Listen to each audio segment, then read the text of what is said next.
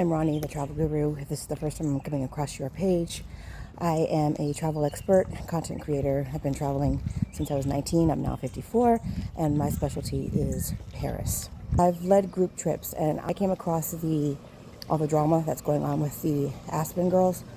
I'm walking right now to the gym, by the way. Anyway, I have some tips as to how you can prevent ever getting into a situation like these young ladies did. Group trip tip number 1.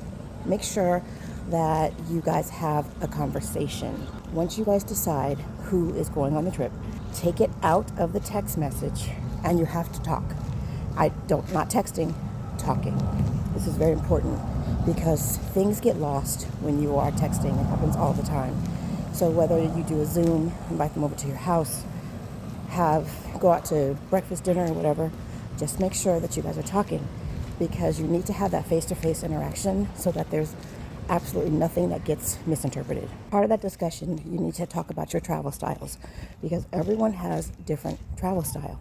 And it's important that you know yours, and it's important that everybody else knows yours. And when I say travel style, this is what I mean. Whenever I travel with somebody, I always let them know I'm not a morning person, so don't talk to me before I've had my coffee.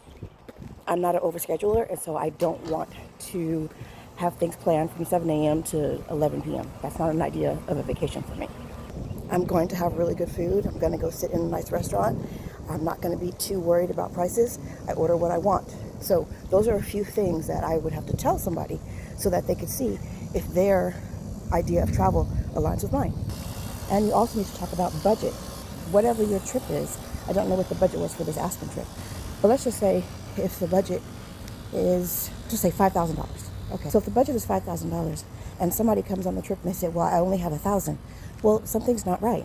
So in that conversation, if you are all grown and everybody has their own responsibilities. So if you are grown enough to plan a vacation, then you are grown enough to have the amount of money that it needs to go on the vacation. And if you don't have the money needed, then that means that you can't go. And part of that discussion that you will have will be talking about finances. Talking about finances is not a bad thing.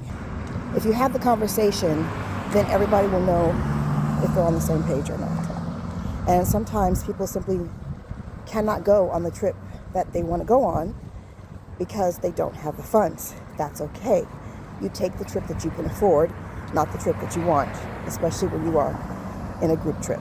You have to also talk about the accommodations. Who's going to book them? You're doing a hotel, you're doing an Airbnb, who gets the bigger room? Generally, the person who does the most planning or uses their credit card to secure the deposit is the one who gets the bigger room.